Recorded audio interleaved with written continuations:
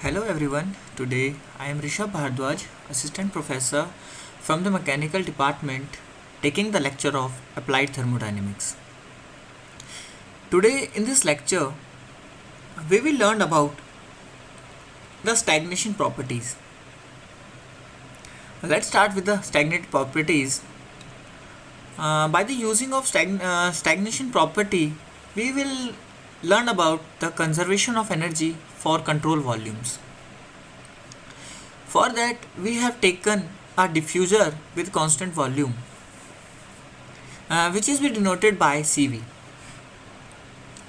The initial or the inlet values for that is enthalpy, enthalpy 1, velocity 1, temperature 1, pressure 1, and etc. will be pass on from the entry, and from the exit after the work done. From the exit we will get work done plus enthalpy 2, velocity 2, temperature 2, pressure 2, and the etc. For the steady flow, the conservation of energy from the above the diagram we have studied, that will be the Q net plus summation of specific mass into enthalpy plus velocity plus kinetic energy plus potential energy. That will implies is equal to the work done plus summation of specific mass into enthalpy plus kinetic energy plus potential energy. Since we know that enthalpy naught will be the enthalpy plus V square by 2, that means the Q net plus summation of mass rate into enthalpy naught plus Gz, where Z shows the height of the diffuser, is equal to the work done plus summation mass flow rate into enthalpy naught plus Gz for the exit. It will be the it will be stated as the equilibrium. For non or no heat transfer at the when no heat is transferred, one entrance and one exit is reduced, the complete net work done will be the m dot shows the mass flow rate, that is m naught into h naught 1 minus h naught 2 plus the gravity into z1 minus z2, where z1 and z2 shows the height of the diffuser from exit to entrance to exit respectively. If we neglect the changes in potential energy, then the equation become net work done is equal to m dot h naught 1 minus h naught 2.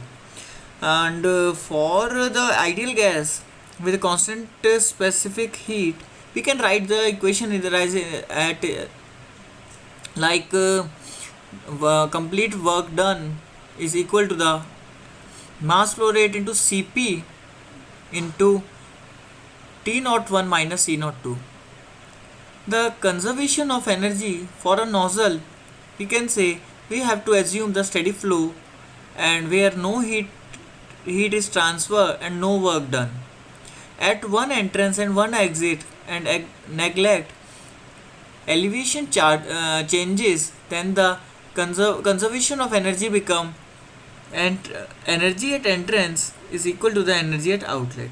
It shows that m1 h naught 1 is equal to m2 h naught 2, but m1 is equal to the m2, then the enthalpy 1 is equal to the enthalpy 2. Thus the stagnation enthalpy remains constant and throughout the nozzle. At any cross section in the nozzle, the stagnation enthalpy is the same as that at entrance. For the ideal gases, this result becomes T01 is equal to the T02. Thus the stagnation temperature remains constant throughout the nozzle. At any cross section in the nozzle, the stagnation temperature is that of the entrance. And assuming the isentropic process for the flow through the nozzle, we can write the equation is in the form of P02 by P01 is equal to T02 by T01 with the raised to power k by k minus 1. And the exit state, we can see that the stagnation pressure is also constant throughout the nozzle for isentropic flow. Next, we will learn about the speed of sound and the Mach number. An important parameter in this study of compressible flow is the speed of sound, which is at the speed which infinitely very small and small and pressure wave travel through a medium. The pressure wave may caused by the small disturbance while creates a slight rise in local pressure. And to obtain a relation for a speed of a sound in medium, consider a duct that is filled with a fluid at rest. By this we can learn more about from this diagram. Then we have a piston which is moving with the change of having the velocity dv, and the enthalpy having h, pressure p, and the density p. After the changing in enthalpy, pressure and change, we will add up to the dynamic motion moving wave front, that will be the h plus dh, p plus dp, and the rho plus rho p for the movement. From this, we can see that a piston fitted in the duct is now moved to the right with a constant incremental velocity dv and creating a sonic wave. The wave front moves to the right through the fluid at the speed of sound c and separates the moving fluid adjacent to the piston from the fluid still at rest. The fluid to the left of the wave front experiences an incremental changes in its thermodynamic property, while the fluid on the right of the wave front maintains its original thermodynamic property. To simplify the analysis, consider a control volume that encloses to wave front and moves with it. To an observer traveling with the wave front, and the fluid to the right will appear to moving toward the wave front with the speed of light, and the fluid of the left to be moved away from the wave front with the speed of c minus dv. Now you can see from the diagram that the control volume, if the if the piston moving back to the downward, then the velocity will show as the c minus dv. The mass balance for the single stream steady flow process can be expressed that mass flow to the right is equal to the mass flow to the left.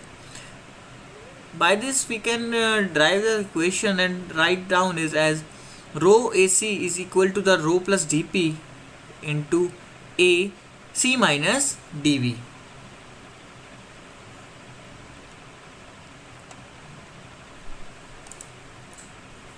By cancelling the cross section area A and the neglecting the higher order, the equation can be formed that C d rho minus minus rho dV is equal to 0, where no heat or work crosses the boundary of the control volume during the steady flow, and the potential energy changes can be neglected. Then the steady flow energy balance, energy in is equal to the energy out. By the help of the equation we can write that h plus c square by 2 is equal to the h plus dh plus c square minus 2c dv plus dv square by 2. Cancel the term and neglecting the values of dv square, we have dh minus c dv is equal to 0. Now applying the conservation of mass or the continuity equation, m is equal to rho av to the control volume, that rho ac is equal to rho dp plus a into c minus dv. By cancelling out the terms and neglect the higher order, that d rho into dv, we have c d rho minus rho dv is equal to 0. We can also consider the property that dh is equal to tds plus v and dp by dh plus is equal to tds plus 1 plus rho. For this we have to assume the process that to be isentropic and ds is equal to 0, then dh is equal to 1 by rho dp. Using the result of the first law, that dh is equal to 1 by rho dp is equal to c, and from the continuity equation, that dv is equal to c by d rho is we combine the both equations, and we will get that 1 by rho dp is equal to c into c dp by rho, where dp by dp by d rho is equal to the const c square. By using the thermodynamic property relation, c square is equal to k into curled p by curled rho with respect to the temperature, where k is the ratio of the specific heat, that is Cp by Cv.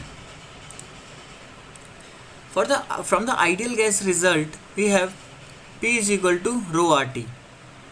Then C square is equal to K RT, or C is equal to under root K RT. Let's come to the next, that is a Mach number. The Mach number M is defined as that when M is smaller than 1, then the flow is subsonic, and when M is equal to 1, the flow is sonic, and when the M is greater than 1, then the flow is supersonic.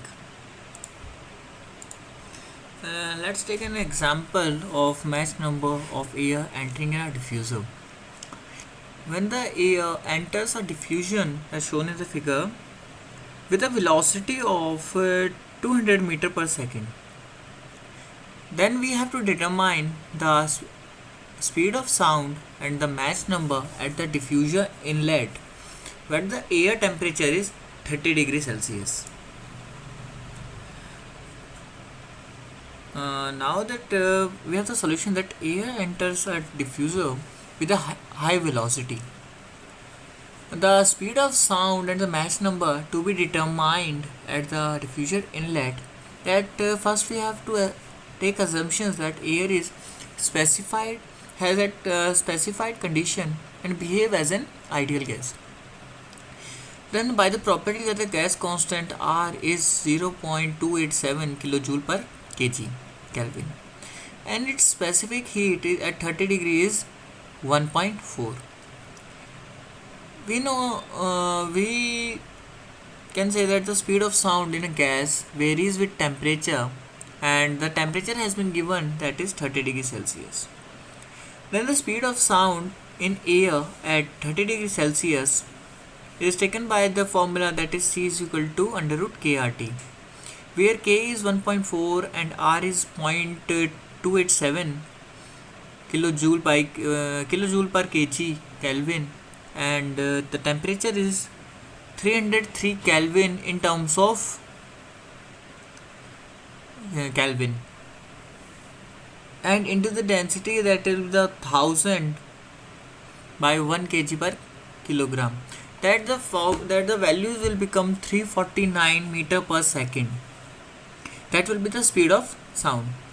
and then the Mach number will become velocity v by c, where the v has been given, that is 200 meter per second, and the speed of sound that we have evaluated, that is 349 meter per second.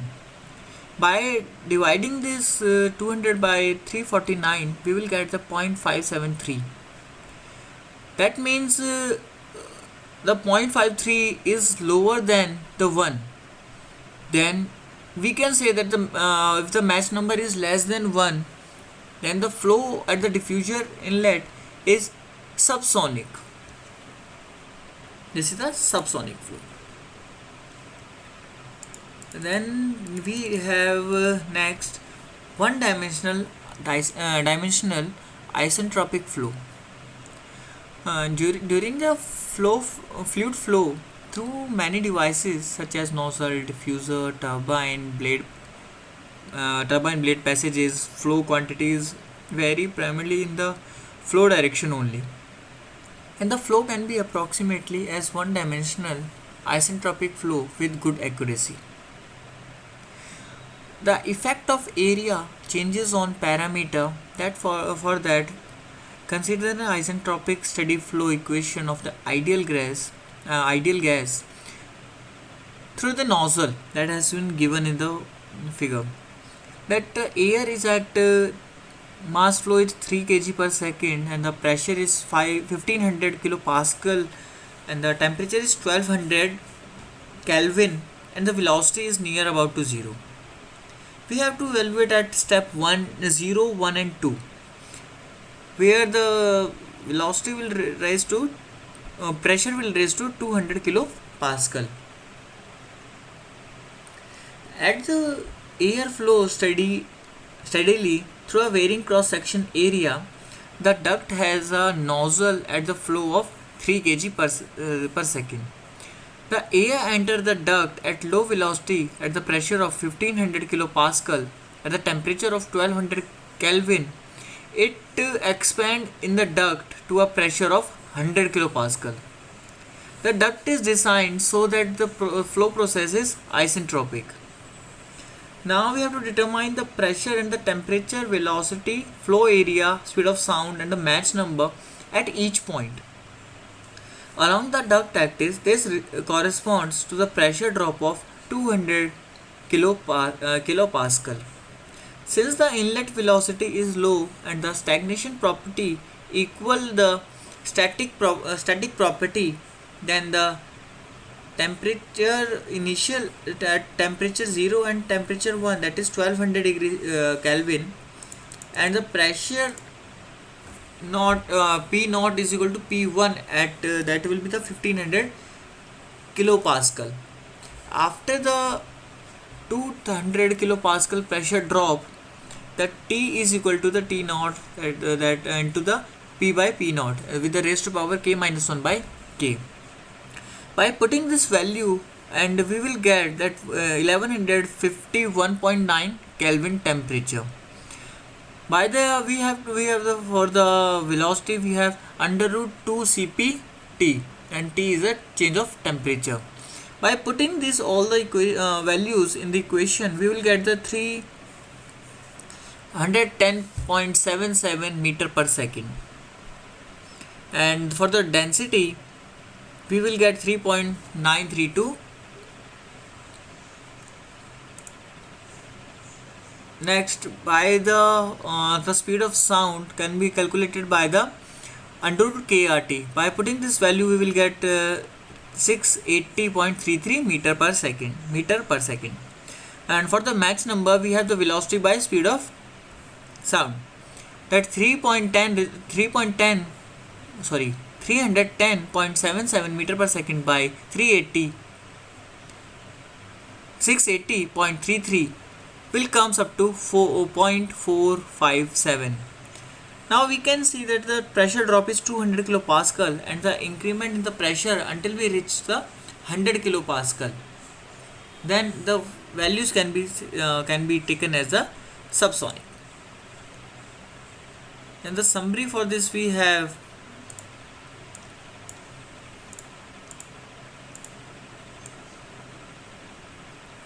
we have the all the equations, that parameter that reduces at the point to point, and for the nozzle pressure drops and the temperature will varies, and this equation table shows the all the values at different parameters.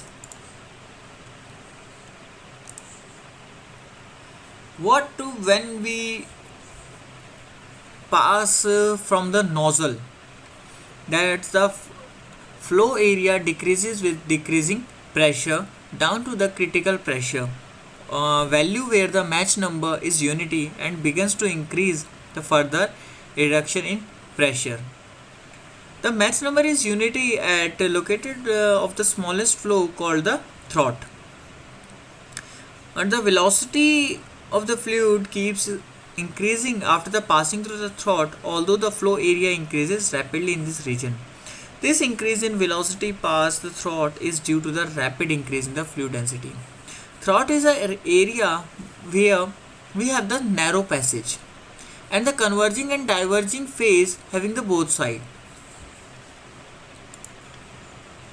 The flow area of the duct considered in this example is first decrease and then increase. Such ducts are called converging and diverging nozzle. These nozzles are used to accelerate gases to supersonic speed and should not be confused with the Venturi nozzles, which are used strictly for the incompressible flow. This is to the end, and thank you for watching this video. In the next we will learn about more about the match number and the different components by which we can change the velocity, and the match number will changes also. Thank you for watching this video.